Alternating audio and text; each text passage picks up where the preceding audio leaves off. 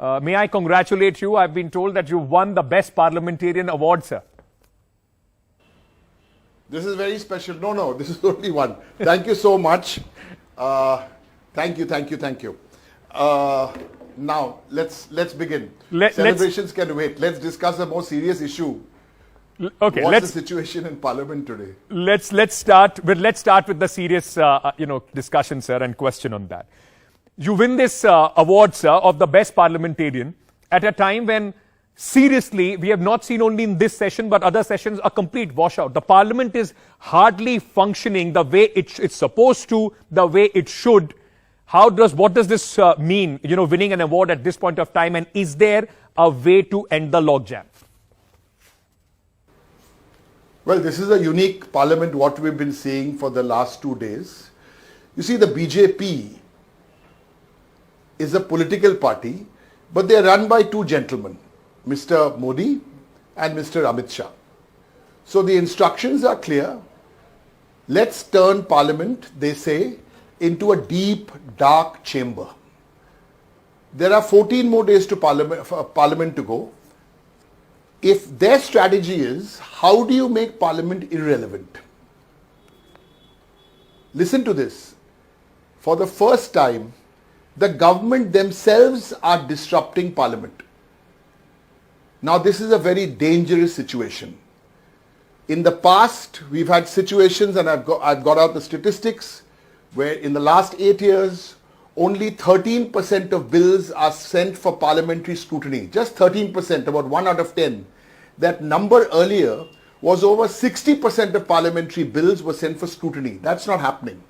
The young people of India in schools and colleges must know that bills in Parliament are passed. The average time of passing a bill today is 10 minutes. You can make a couple of cups of Maggi noodles also quickly as that. But it's a very, very serious situation. Parliament is meant to debate, to deliberate. I can make a little prediction. Sad as it may sound, we've got about 20 working days to go.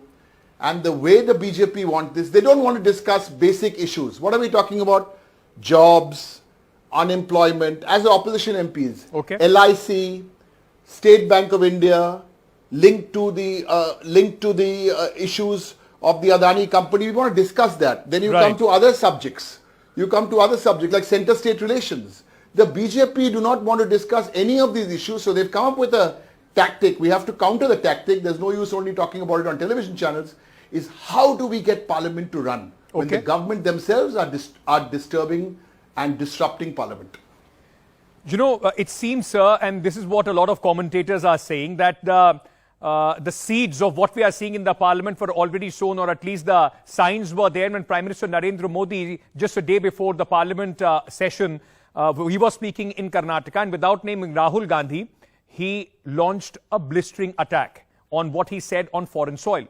Now, do you see that being followed up in the Parliament? And is there somewhere a feeling that this is a diversionary tactic because the government knew that the opposition is going to come hard at them, whether it is the CBI, ED issue, or in fact the demand of a JPC? 100%. The Trinamool Congress, and we are not the only party, so let's not take the credit, it's a team effort. The Trinamool Congress have given 7 notices. We had a parliamentary party meeting. Our chairperson Mamta Banerjee was on the call. National General Secretary Abhishek Banerjee was on the call. Not all our MPs, 5-6 MPs, senior MPs were on the call. And this was our strategy, saying 1, 2, 3, 4, 5, 6, 7, we'll raise these issues. Other parties had different issues, but the common ground is the opposition must have their say. The government will have its way because the government has the numbers. So here's how it works. Mr. Tyagi, here's how it works. We are suggesting, BJP, please stop disrupting Parliament.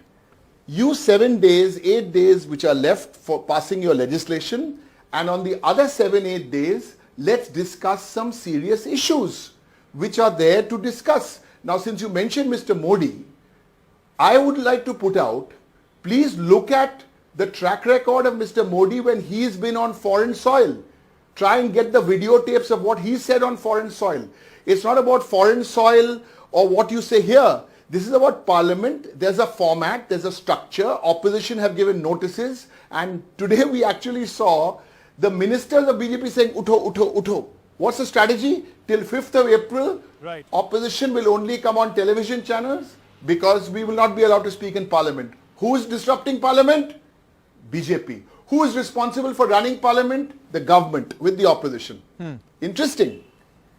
But Mr. Ryan, if I can, ask you, you were talking about the government's diversionary tactics, but this is on some statements which were made by Mr. Rahul Gandhi, allegedly against the country on foreign soil. What's your view on what Mr. Rahul Gandhi said?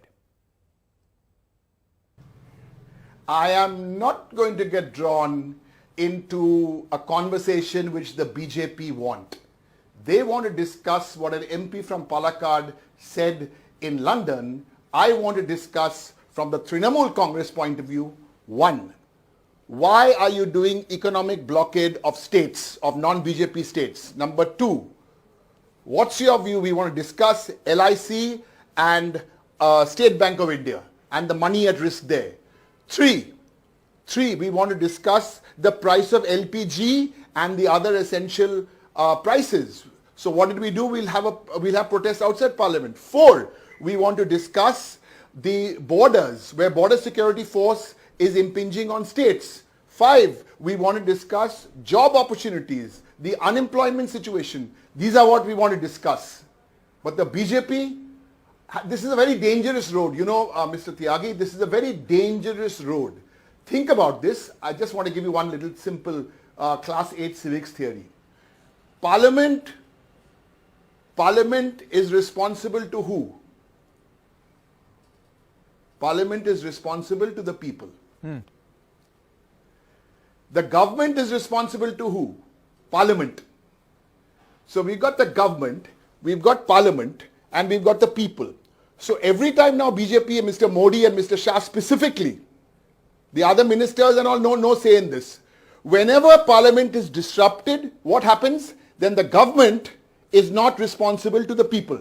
That's why BJP want to use this tactic to disrupt Parliament. But I can tell you, opposition parties are on the same page. We are not going to get drawn into a narrative which the BJP want. Sir, but you're talking we will about not inside the house and outside the house. So you're talking about opposition unity, but and you said that all of them are on the same page. But it's ironic that the Trinamool Congress couldn't find the time, sir, to go to the meeting which was called by Mr. Kharge. All opposition parties were there, but you seem to be maintaining a one-arm distance as far as the Congress is concerned. You please don't worry about the fissures between. There are no fissures. There are no fissures in the opposition. The bigger fissure has to be fixed in Parliament. Where when I last checked the constitution, this is a parliamentary democracy. Now we're getting into a stage, we still haven't become a presidential form of government where there is one Mr. Modi and one Mr. Shah. They go 2 days before Parliament, give the story, and then all of them follow. Please understand, just having a new parliamentary building with all the facilities, I'm look forward to that. But this is a very, very serious issue when you're discussing bills and passing them in 10 minutes. And I'll say this again, you're muting the voice of opposition MPs. The farm bills, we did not get a chance to ask for a vote, a division. These are real things happening in Parliament. Sansad TV is being censored. Young India, awake. Media owners, awake. Thank you to NDTV for allowing myself to express myself today. I appreciate that.